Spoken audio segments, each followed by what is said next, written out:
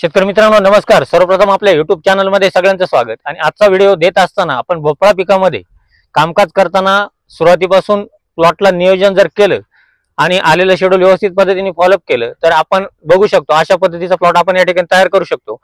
आता या पूर्ण प्लॉटचं कामकाज याच्यामध्ये तुमचं नागाळी असू शकते। आता लक्षात घ्या, इथून पुढे पावसाळी वातावरणामध्ये नागाळीचा प्रादुर्भाव आपल्याला होऊ शकतो, पांढऱ्या माशीचा प्रादुर्भाव होऊ शकतो, कळी सेटिंग आपल्याला चांगली झाली पाहिजे।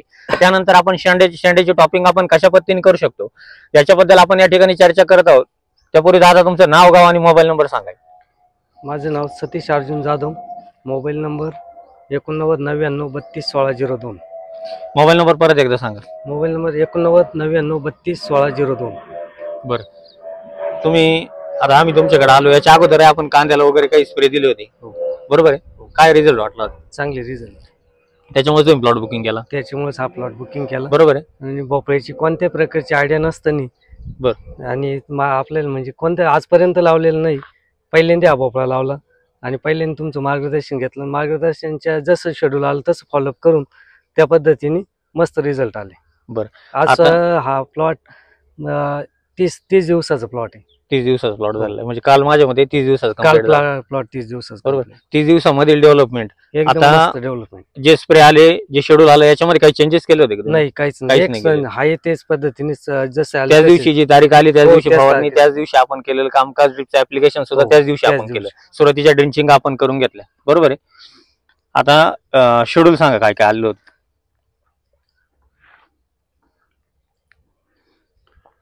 आता शेड्यूल आपल्याला 16 तारखेला मॅग्नेशियम सल्फेट 500 ग्रॅम, कुमानियल 500 मिली, 05234 500 ग्रॅम आणि स्कोर 100 मिली।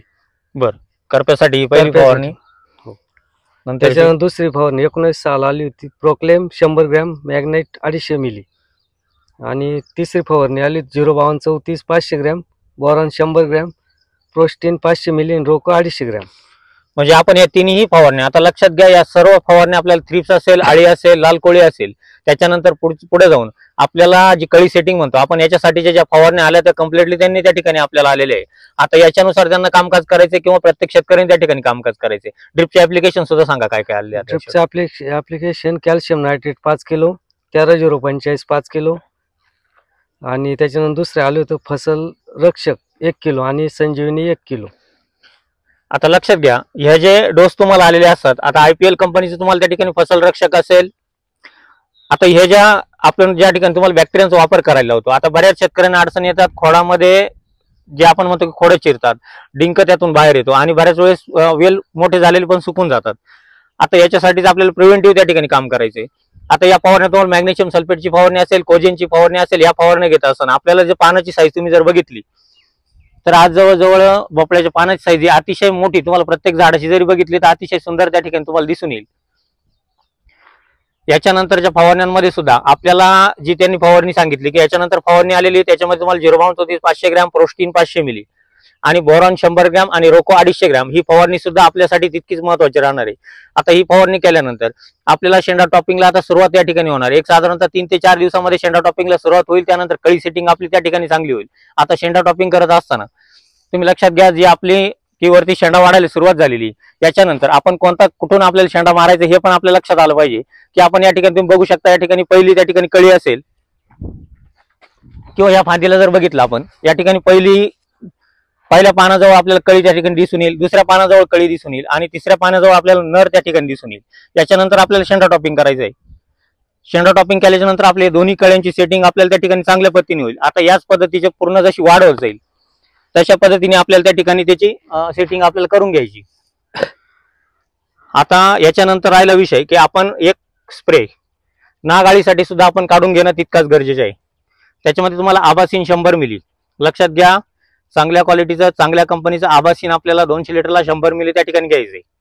आबासीन घेत असताना त्याच्यामध्ये तुम्ही इंडोकेम कंपनीचं इनलिप 250 मिली, आता ही फवारणी जर काढून घेतली तर आपल्याला कुठल्याही पद्धतीने नागाळीचा प्रादुर्भाव त्या ठिकाणी दिसणार नाही। त्यानंतर परत पुढे जाऊन आपण ड्रिपच्या ऍप्लिकेशन मधून सुद्धा आपल्याला FI इनोव्हेटिव्ह कंपनीचा नेमाशक्ती आपल्याला एकरी 1 किलो आपल्याला त्या ठिकाणी देऊन घ्यायचंय। हे व्यवस्थित जर डोसेस दिले तर कुठलीही अडचण त्या ठिकाणी येणार नाही, प्लॉट अतिशय सुंदर त्या ठिकाणी तयार होईल। आता या पद्धतीने जर प्रत्येक शेतकऱ्याने आलेलं शेड्यूल जर फॉलोअप केलं, प्लॉट बुकिंग करून घेतले तर कुठलीच अडचण त्या ठिकाणी प्रत्येक शेतकऱ्याला येणार नाही। आणि हे प्रत्येक शेतकऱ्यांनी समजून घेणं सुद्धा तितकंच गरजेचं आहे. आता राहिला विषय की याच्यानंतर बरेच शेतकरी अजून प्लॉटांचे बुकिंग त्या ठिकाणी करताय. मग तुमचं टोमॅटो असेल, मिरची असेल, वेलवर्गीय पिकं असतील, आता याच्या बुकिंगा करत असताना प्रत्येक शेतकऱ्यांनी आलेलं शेड्यूल जे तारखेवाईज येतं त्याचा वापर आपण व्यवस्थित पद्धतीने करून घेणं तितकाच गरजेचं राहील. तर शेतकरी मित्रांनो, काय करायचंय, तुम्हाला बुकिंग क्रमांक परत एकदा सांगतो, प्रत्येक व्हिडिओमध्ये सांगितलेला असतो. 98 34 25 22 14 91 68 000 503 आणि 504 या क्रमांकावरती संपर्क करा. आपले प्लॉट बुकिंग करून घेत चला आणि काही अडचणी असतील, काही शंका असतील तर विचारून घेत चला. हे प्रत्येक कामकाज प्रत्येक शेतकऱ्यांनी व्यवस्थित जर केलं तर कुणालाही कोणत्याही पिकामध्ये अडचणी त्या ठिकाणी येणार नाही. तर शेतकरी मित्रांनो, काय करायचं, अशाच पद्धतीचे नवनवीन व्हिडिओ पाहण्यासाठी आपल्या चॅनलला कोणी नवीन आला असाल तर सबस्क्राईब करून घ्या, लाईक करा, शेअर करायला विसरू नका. धन्यवाद.